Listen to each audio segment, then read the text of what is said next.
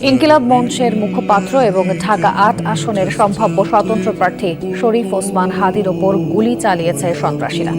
গুরুতর অবস্থায় তাকে দ্রুত ঢাকা মেডিকেলে নেওয়া হয়।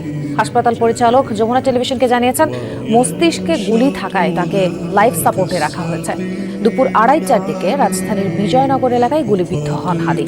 জুমার নামাজ পড়ে রিকশায় করে যাওয়ার সময় মোটর সাইকেল থেকে দুর্বৃত্তরা কয়েক রাউন্ড গুলি চালায় তার ওপর।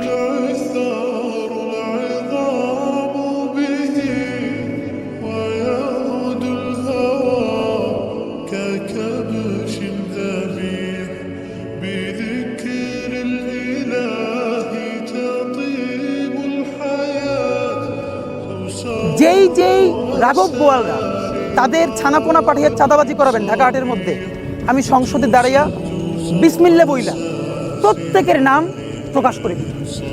এরপরে যা আছে কপালে আমার হবে।